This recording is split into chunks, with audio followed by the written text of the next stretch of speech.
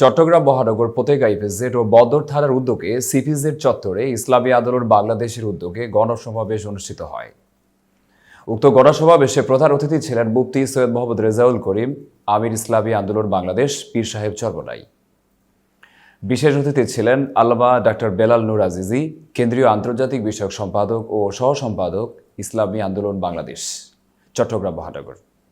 সভাপতিত্ব করেন আলহাজ মোহাম্মদ জান্নাতুল ইসলাম, কেন্দ্রীয় শিল্প ও বাণিজ্য বিষয়ক সম্পাদক ও সভাপতি, ইসলামী আন্দোলন বাংলাদেশ, চট্টগ্রাম মহানগর।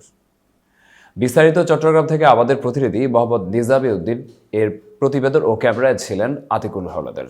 প্রধান অতিথি মুফতি সৈয়দ মোহাম্মদ রেজাউল করিম বলেন, ছাত্র জনতার গণবিপ্লবে সংগঠিত গণহত্যাকারীদের সঠিক বিচারের দাবি এদেশের সাধারণ জনতার।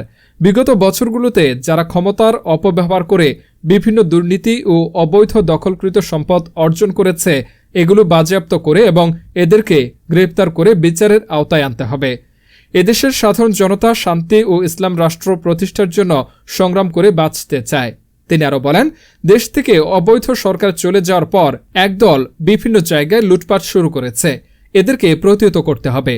কোনো দুর্নীতি, ক্ষমতার অপব্যবহার ও দখলবাজদের বাংলাদেশে থাকার অধিকার নেই।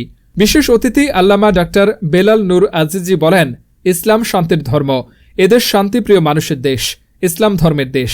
এদেশ ইসলাম ধর্মের দেশ হলেও সকল ধর্মের মানুষ শান্তিতে বসবাস করবে। যারা জাতি বৈষম্য তৈরি করবে তাদেরকে প্রতিহত করা হবে। আরও অনেকে বক্তব্য রাখেন। ইসলামী আন্দোলন বাংলাদেশ সভাপতি চট্টগ্রাম মহানগর আলহাজ মোহাম্মদ জান্নাতুল ইসলাম এর শেষ বক্তব্যের মাধ্যমে গণসমাবেশ সমাপ্তি ঘোষণা করা হয়।